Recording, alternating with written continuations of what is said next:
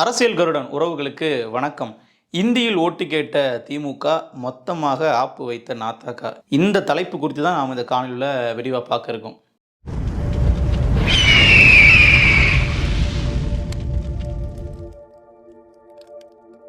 திமுக எப்படிங்க இந்தியில் ஓட்டு கேட்பாங்க அப்படின்னு நீங்கள் கேட்கலாம். இந்தி எதிர்ப்பையே முன்னிறுத்தி இந்தி எதிர்ப்பு போராட்டத்தின் மூலமாக ஆட்சிக்கு வந்த திராவிட முன்னேற்ற கழகம் எப்படி இந்தியில் ஓட்டு கேட்பாங்க அப்படிங்கிற ஒரு கேள்வி எல்லாருக்கும் வந்திருக்கலாம். ஆனால் ஆதாரபூர்வமாக ஈரோடு கிழக்கு தொகுதியில் திமுக வேட்பாளருக்காக இந்தியில் துண்டறிக்கை அச்சிட்டு அதற்கு வாக்கு கேட்டது தெரிய வந்திருக்கு. அந்த புகைப்படத்தை நீங்களே பார்க்கலாம். சரி, ஏன் இந்தியில் ஓட்டு கேட்டாங்க, இதற்கு நாம் தமிழர் என்ன பண்ணியிருக்காங்க அப்படிங்கிறது ரொம்ப முக்கியமான விஷயம். மேடைகள்லையும் சரி, இல்லை திமுக கருத்தியல் ரீதியாக விவாதங்களில் பேசும்போதும் சரி, இந்தியில் நாங்கள் எதையுமே தமிழ்நாடுகளில் ஊடுருவ விட மாட்டோம், இந்தி திணிப்பை நாங்கள் எதிர்ப்போம், இருமொழி கொள்கையை நாங்கள் கடைசி வரைக்கும் ஆதரிப்போம் அப்படிங்கிற மாதிரிலாம் பல விஷயங்கள் பேசுவாங்க. ஆனால் களத்தில் என்னவா இருக்குது அப்படின்னு பார்த்தீங்கன்னா, இந்தி பேசும் மக்களை கவரும் வகையில் நாங்கள் இந்தியில் துண்டறிக்கை அச்சிட்டு அவர்கள்ட்ட வாக்கு கேட்போம் அப்படிங்கிற முடிவை எடுத்திருக்காங்க. இப்போ இந்தியில் வாக்கை கேட்கக்கூடாதா, அவர்கள் பண்ணது தவறா அப்படிங்கிற மாதிரி பலரும் கேள்வி கேட்குறாங்க. அப்படி கிடையாது. ஆனால் மேடைகளில் ஒரு பேச்சும் களத்தில் அவர்களுடைய செயல்பாடுகள் வேறு மாதிரி இருக்கிறது தான் இங்கே சிக்கல். குறிப்பாக நாம் தமிழர் கட்சியினுடைய தலைமை ஒருங்கிணைப்பாளர் சீமான் அவர்கள் இந்த இந்தி திணிப்பு குறித்து பல விஷயங்கள் தொடர்ச்சியாக பதிவு பண்ணிட்டு வராங்க.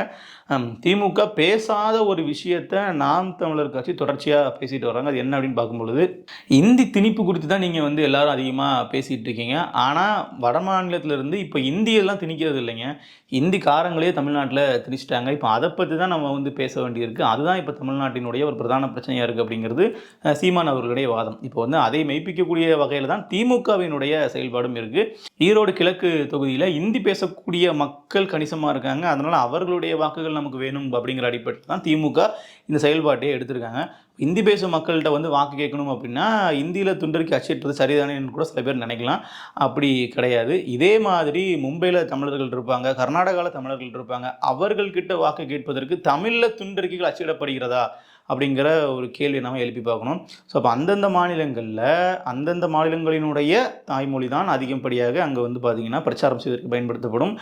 துண்டறிக்கைகளுமே அங்கே அவர்களுடைய மொழிகளில் தான் அடிச்சிருப்பாங்க. சில இடங்களில் ஆங்கிலத்தில் கூட அதை அடிப்பாங்க, நம்ம பார்த்துருப்போம்.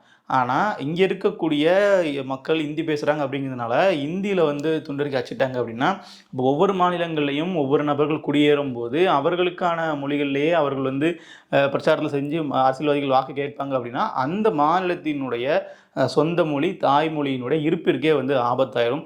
இதைத்தான் நாம் தமிழர் கட்சியினர் இப்போ எச்சரிக்கிறாங்க. கூடவே நாம் தமிழர் கட்சியினுடைய வேட்பாளர் சீதாலட்சுமி அவர்கள் திமுகவினுடைய அந்த துண்டறிக்கையை காட்டியே திமுகவை ஈரோடு கிழக்கு வீதிகளில் அம்பலப்படுத்திட்டு வர்றாங்க. பாருங்கள், இந்த மாதிரி பண்ணக்கூடிய இரட்டை நிலைப்பாட்டுடைய நபர்கள் தான் திமுக அப்படிங்கிற அடிப்படையில் இதில் இன்னும் சொல்லப்போனால் கருத்தியல் ரீதியாக இந்த தேர்தல் ரொம்ப ரொம்ப முக்கியத்துவம் பெறக்கூடிய தேர்தல் அப்படிங்கிறது நம்ம ரொம்ப காலமாக சொல்லிட்டு வரோம் நம்மளுடைய காணொலிகளிலேயே. அதற்கான காரணம் என்னன்னு பார்த்தீங்கன்னா, ஈரோடு கிழக்கு தொகுதி இடைத்தேர்தல் பெரியாரினுடைய மண் அப்படின்னு சொல்லி திமுகவினரும் சரி காங்கிரஸ் கட்சியினரும் சரி கிளைம் பண்ணிட்டு வராங்க.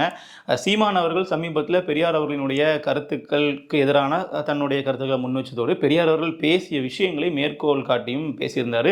அப்போ அதனாலேயே பெரியார் குறித்த அந்த முரண்பாடுகள் எல்லாமே சமூக வலைதளங்களில் அதிகப்படியான பேசு பொருளாச்சு.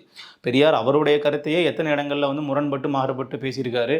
இதெல்லாம் பெரியார் இருக்கக்கூடிய பிழைகள் அப்படின்னு சுட்டி காட்டி பேசுகிற மாதிரி பல விஷயங்கள் நடந்திருக்கு. ஸோ அதில் இப்போ ஒரு விஷயமாக தான் இதுவும் பார்த்திங்கன்னா இப்போ வெளியே வந்திருக்கு. குறிப்பாக முதல்ல இந்தி படிப்பதற்கு பாடசாலை அமைத்து கொடுத்ததே பெரியார் அப்படின்னு ஒரு செய்தியையும் வெளியே சொல்கிறாங்க. பின்னாடி இந்திய எதிர்ப்பு போராட்டத்தில் பெரியார் அவர்கள் ஆரம்ப காலத்தில் இந்தியை எதிர்த்தாங்க. பின்னாடி இந்திய எதிர்ப்பு போராட்டத்திற்கே தன்னுடைய ஆதரவை கொடுக்காம அந்த இந்திய எதிர்ப்பு போராட்டத்தில் கலந்து கொண்டவர்கள் மீதான எதிர்கருத்துக்களை தான் பெரியார் அவர்களே முன் வச்சார். இப்படியாக இந்திக்கு ஆதரவாகவும் பெரியார் செயல்பட்டிருக்காரு. பெரியார் வழி பின் திமுகவினர் எப்படி செயல்படுவாங்க, அவர்களும் அப்படி தான் இருப்பாங்கன்ற மாதிரி. ஸோ பெரியார் மண்ணிலேயே திமுகவிற்கும் பெரியாருக்கும் எதிரான ஒரு கருத்தியல் போரை தான் நாம் தமிழர் கட்சியினர் இப்போதைக்கு முன்னெடுத்துட்டு இருக்காங்க. இதில் நம்ம ரொம்ப கவனிக்க வேண்டிய ஒரு விஷயம் என்ன அப்படின்னா, இந்த தேர்தலில் மட்டும் இது மாதிரியான இந்தியில் சோரோட்டிகள் இந்தியில் துண்டறிக்கைகள் அவர்கள் அடித்து கொடுக்கல. இது மாதிரி இதுக்கு முந்தைய தேர்தல்களிலும் இதே மாதிரியான விஷயங்கள்லாம் பண்ணியிருக்காங்க. கடந்த காலங்களில் நாடாளுமன்ற தேர்தலையும் சரி சட்டமன்ற தேர்தலையும் சரி இந்தி பேசக்கூடிய மக்கள் அதிகப்படியாக வாழ்கிற பகுதியில் இந்தியில் வந்து போஸ்டர்கள் அடித்து அவர்கள் வந்து வாக்கு கேட்டிருக்காங்க. குறிப்பாக சவுகார்பேட்டை போன்ற தொகுதிகளெல்லாம் அதிகப்படியான இந்தி பேசக்கூடிய மக்கள் இருக்காங்கன்னு சொல்லி அங்கே இந்தியில் திமுக அடித்த போஸ்டர்கள் கடந்த காலங்களிலே சமூக வலைதளங்களில் அதிகமாக வைரலாச்சு. அதைத் தொடர்ந்து தான் இப்போ ஈரோடு கிழக்கு தொகுதியிலையும் இந்த போஸ்டர்கள் வந்து வைரலாக போயிட்டுருக்கு.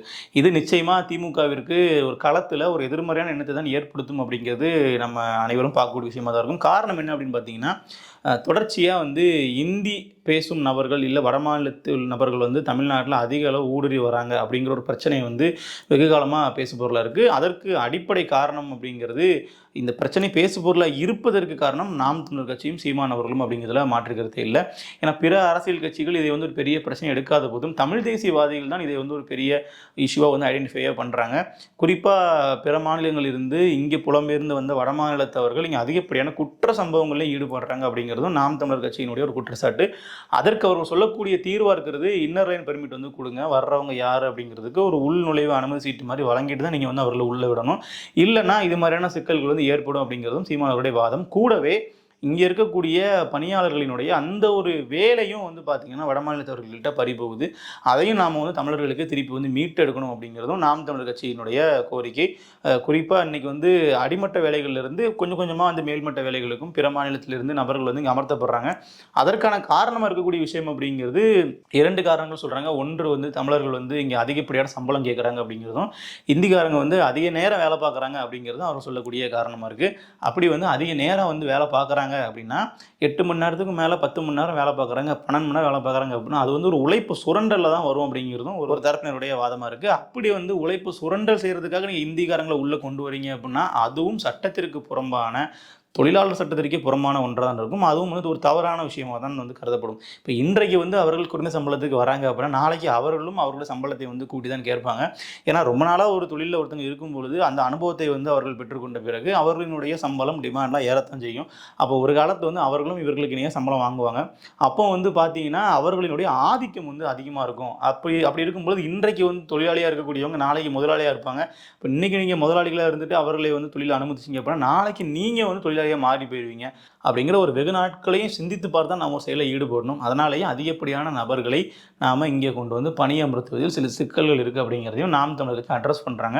அப்போ இப்படி இருக்கக்கூடிய சூழலில் நீங்கள் இந்தியில் வந்து துண்டறிக்கையை ஒட்டி ஓட்டு கேட்டீங்க அப்படின்னா அப்போ இந்திக்காரங்களுக்கு ஆதரவாக நீங்கள் இருக்கிறீங்களா, தமிழர்களுக்கு எதிரான விஷயங்கள் நீங்கள் ஈடுபடுறீங்களா அப்படிங்கிறதும் நாம் தமிழர் கட்சியில் முன்வைக்கக்கூடிய ஒரு கேள்வியாக இருக்குது. இதில் நம்ம கூடுதலாக ஒரு விஷயத்தை கவனிச்சோம் அப்படின்னு பார்த்தீங்கன்னா இப்போ இந்திக்காரங்களுக்கு வந்து பல இடங்களில் வாக்குகளும் இருக்குது, வாக்குரிமை இருக்குது அப்படிங்கிறது நம்ம ரொம்ப ரொம்ப முக்கியமாக கவனிக்க வேண்டியது. அதனால தான் இந்தியில் துண்டறிக்கைகளே வந்து பார்த்திங்கன்னா கொடுக்கப்படுது.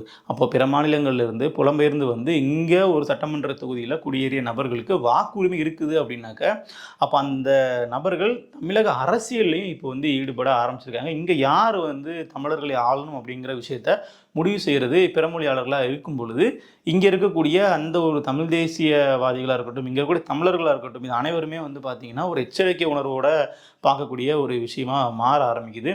காரணம் வந்து இப்போ நாளைக்கு வந்து பாஜக தமிழ்நாட்டில் வேரூன்றுவதற்கு கூட இது ஒரு காரணமாக அமையும் அப்படின்னு சீமான் அவர்கள் பல இடங்களில் எச்சரிச்சிருக்காங்க. குறிப்பாக இப்போதைக்கு தமிழ்நாட்டில் 1 கோடி பேர் வந்து இருக்கிறாங்க அப்படிங்கும்போது நாளைக்கு 2 கோடி பேர் மாறினாங்க அப்படின்னா அவர்களே வந்து ஒரு கணிசமான ஒரு வாக்கு வங்கியாக மாறிடுவாங்க. பிறகு அவர்கள் சொல்லக்கூடிய நபர்கள் இங்கே வெற்றி பெறும் அளவிற்கு ஒரு வாக்கு வலிமை பெற்றவர்களாக மாறிடுவாங்க. அப்படி இருக்கும்பொழுது தமிழ்நாடு நாளைக்கு ஒரு வடநாடாக மாறிவிடும். அதனால் இப்போவே நாம் கொஞ்சம் எச்சரிக்கையோடு இருந்து இந்த விஷயங்களை களை எடுக்கணும். இதற்கு நம்ம வந்து அதிகப்படியான இடங்கள் வந்து கொடுத்துடக்கூடாது அப்படிங்கிறதும் நாம் தமிழர் கட்சியினுடைய வாதம். அப்போ இதெல்லாமே வந்து பார்த்திங்கன்னா கோயம்புத்தூர் போன்ற பகுதிகளாக இருக்கட்டும், திருப்பூர் போன்ற பகுதிகளாக இருக்கட்டும், இந்த பகுதிகளெலாம் பல தமிழர்கள் வந்து வேலை இழப்பு சந்திப்பதற்கு இது மாதிரியான இந்தி பேசும் நபர்களை வந்து பணியமர்த்துவது ஒரு மிக முக்கியமான ஒரு காரணமாக இருக்குது. அந்த தொழிலினுடைய முதலாளிகள் வந்து குறைந்த சம்பளம் வாங்குறாங்க அப்படிங்கிறதுக்காக அவர்களை வந்து பணியமர்த்துகிறாங்க. ஆனால் கிட்டத்தட்ட வந்து பார்த்திங்கன்னா அது அங்கே இருக்கக்கூடிய தமிழர்களுக்கான வேலைவாய்ப்பு பறிப்பதோடு மட்டும் இல்லாமல் நாளைக்கு இந்த தொழில்களும் வந்து அவர்களுக்கு சார்ந்து அவர்களுக்கே வந்து போகிறதுக்கான வாய்ப்புகளும் இருக்குன்னு சொல்லப்படுது. குறிப்பாக எலக்ட்ரானிக்ஸ் ப்ராடக்டாக இருக்கட்டும், இல்லை ஹார்ட்வேர்ஸாக இருக்கட்டும், இது எல்லாமே வந்து அதிகமாக விநியோகம் பண்ணக்கூடிய மொத்த வியாபாரம் பண்ணக்கூடிய நபர்கள் வந்து பெரும்பாலும் இந்தி பேசும் நபர்களாக இருக்கிறாங்க. அப்புறம் அவர்களுக்கு மறுபடியும் வந்து அவர்களுடைய குடும்பம் இங்கே புலம்பெயர்ந்து வரதா இருக்கட்டும், அவர்களை சார்ந்த நபர்கள் அவர்கள் மாநிலங்களிலிருந்து இங்கே வரதா இருக்கட்டும், இதெல்லாமே நடக்கும் பொழுது அவர்களுடைய மக்கள் தொகை எண்ணிக்கை வந்து தமிழகத்தில் அதிகமாகுது, அவர்களுடைய ஆதிக்கம் வந்து அதிகமாகுது. ஒரு சில குறிப்பிட்ட பகுதிகளில் அவர்களே வந்து அடர்த்தியாக காணப்படுறாங்க. அப்போ தமிழ்நாட்டினுடைய ஒரு கலாச்சாரத்திற்கும் இது ஒரு தீங்காக அமையும் அப்படிங்கிறதும் அவர்களினுடைய ஒரு கருத்தாக இருக்குது. ஸோ இந்த விஷயத்தில் வந்து நாம் தமிழர் கட்சின்னு சொல்லக்கூடிய தீர்வு அப்படிங்கிறது நம்ம ஏற்கனவே சொன்னது மாதிரி இன்னர் லைன் பெர்மிட், ஒரு உள்ள நுழைவு அனுமதி சீட்டு வாங்கிட்டு தான் வரணும் அப்படிங்கிறது அவர்கள் சொல்லக்கூடிய ஒரு தீர்வு. இது குறித்து திமுகவினர் வந்து சீமான் அவர்களை எதிர்கொள்வதற்கு சரியான ஒரு கவுண்டர் பாயிண்ட் இல்லாமல் இருக்காங்கன்னு நம்ம சொல்லணும். காரணம் என்னென்னா, இந்த விஷயத்தை திமுகவும் ஏற்றுக்கொண்டு தான் ஆக வேண்டும். ஏன்னா கடந்த காலங்களில் இந்தி திணிப்புக்கு எதிராக மிகப்பெரிய அளவில் போராட்டம் நடந்தபோது அந்த போராட்டத்தின் விளைவால் ஆட்சிக்கு வந்த ஒரு கட்சி தான் திமுக அப்படிங்கிறது அனைவருக்கும் அறிந்த ஒரு விஷயம். அப்படி இருக்கும் பொழுது இப்போ இன்றைக்கு இந்தியை வந்து அதே திடத்தோடு எதிர்க்கிறாங்களா அப்படிங்கிறது ஒரு கேள்வியாக இருக்குது. அது இல்லை அப்படிங்கிறது நிரூபிக்கிற வகையில் தான் இன்றைக்கு இந்த துண்டறிக்கை வந்து வெளியாகியிருக்கு. ஸோ எது எப்படி இருந்தாலும் நாம் தமிழர் கட்சிக்கு களத்தில் வந்து இது ஒரு பெரிய வாய்ப்பாக தான் மாறி இருக்குது. காரணம் வந்து இதை வைத்து மக்கள்கிட்ட திமுகவை அம்பலப்படுத்த போகிறோம் அப்படிங்கிற ஒரு முன்முடிவில் தான் நாம் தமிழர் கட்சியினர் ரொம்ப தீவிரமாக களமாடிட்டு இருக்காங்க. பொறுத்திருந்து பார்ப்போம் ஈரோடு கிழக்கு மக்கள் இந்த விஷயத்தை எப்படி எடுத்துக்கிறாங்க, இதில் நாம் தமிழர் கட்சிக்கு எந்த அளவுக்கு ஆதரிக்கிறாங்க அப்படின்னு சொல்லிட்டு. இது போன்ற அரசியல் குறித்த காணொலிகள் பார்ப்பதற்கு அரசியல் கருடன் சேனலை சப்ஸ்கிரைப் செய்யுங்கள். மேலும் மற்றொரு தகவலோடு உங்களை சந்திக்கும் வரை நன்றி.